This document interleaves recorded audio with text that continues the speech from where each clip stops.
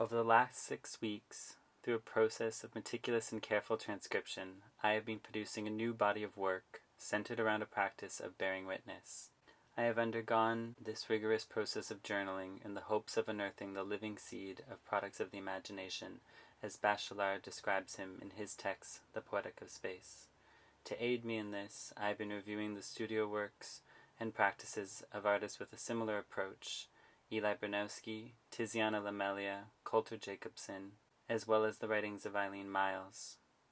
This drawing here reminded me of a passage where Eileen reflects on Karl Walser and his journeys where he used to take long walks and report everything he saw in a haphazard way.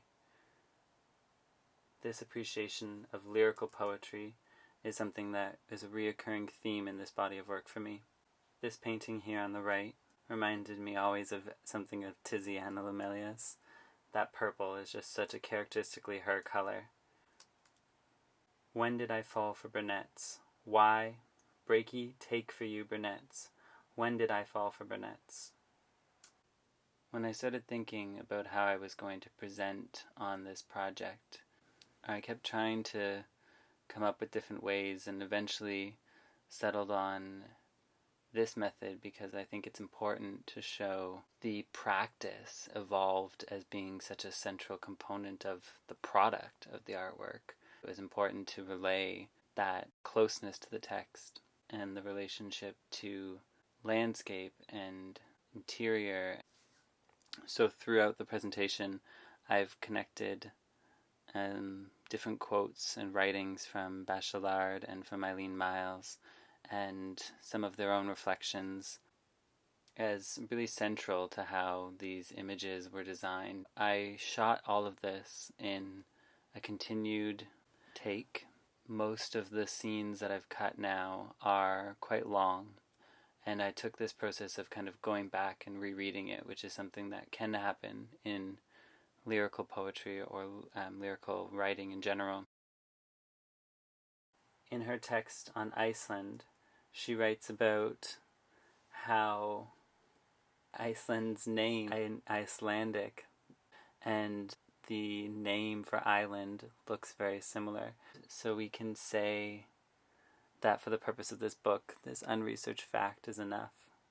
I think that a sentiment like that, a sort of declarative personal value of relativity to something, is a good indicator of how we can move through to maybe come to quicker, more immediate solutions for ourselves.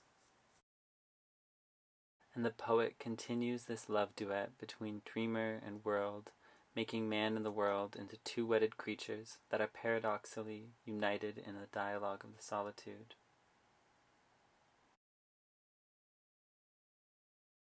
There's another paragraph taken from her essay. I watched the movie with Johnny Depp and thought, or continued playing back, to feel the variation in the landscape, up and down the curves, was like drawing. It's the fact that made me want to sail when I've lived near the ocean.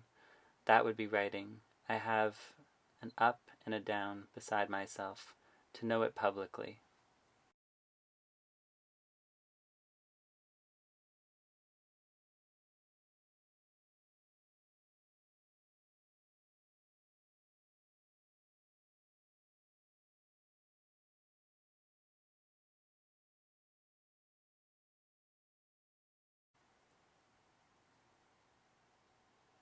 I think, too, Eileen Myles' relationship to the land in this way is very similar to the conversations that Bachelard is having with his reader, that a bit of moss may well be a pine, but a pine may never be a moss, that imagination does not function with the same conviction in both directions.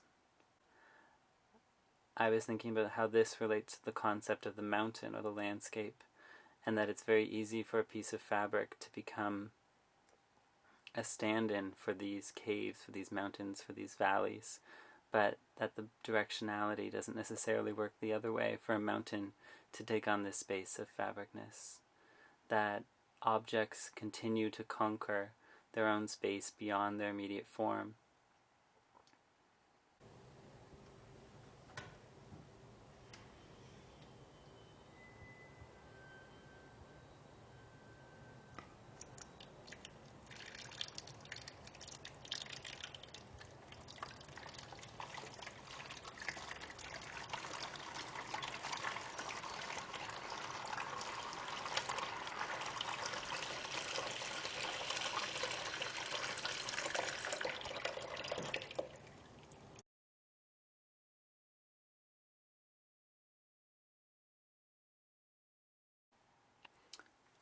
ultimately for myself, I think I've undergone this process, this rigor of journaling in the hopes of unearthing the living seed that I mentioned earlier.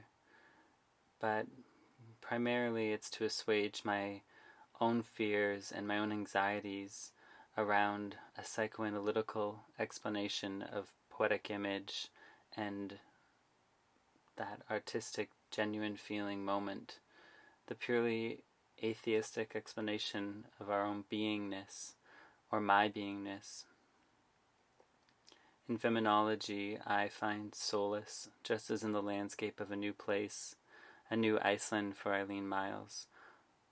One finds the eminence of traveling. The solution to your increasingly absent problems is forgetting.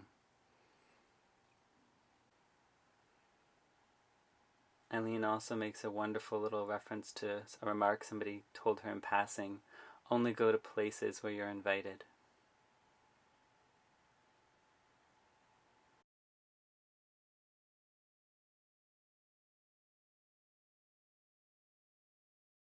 This reoccurring of landscape in the work, of following the line and the stroke where it seemed to want to go, or making these larger paintings in response to drawings that occurred much more naturally, was an effort to let these points of transcription continue to expand forward into their own new forms that can then be read and reread.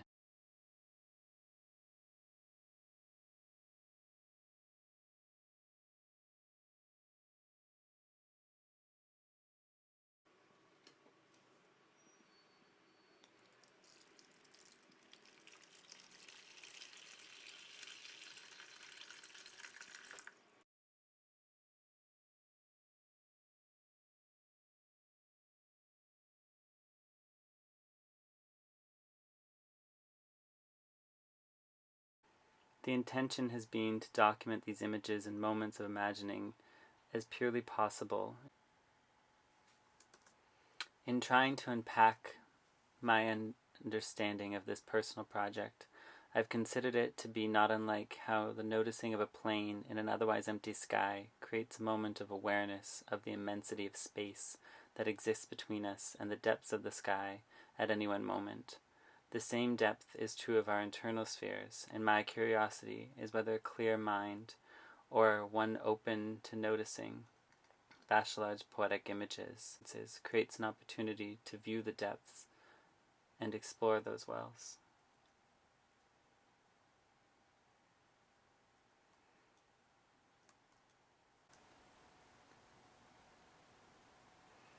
And in this way, the process becomes, in fact, not even a question of just observing or trying to find these seeds, but of experiencing being in its immediacy. In this way, a lyrical approach and lyrical poetry really played quite a crucial role, as I mentioned earlier. Eileen Myles, what she mentions about this method is how permeable the borders can be in terms of scale, and how taking this method of walking with a piece, unfolding a piece, writing a piece, and letting it reveal itself to you in a very immediate way when you're working, brings about a pureness in your process that I think makes space for Bachelard's poetic image.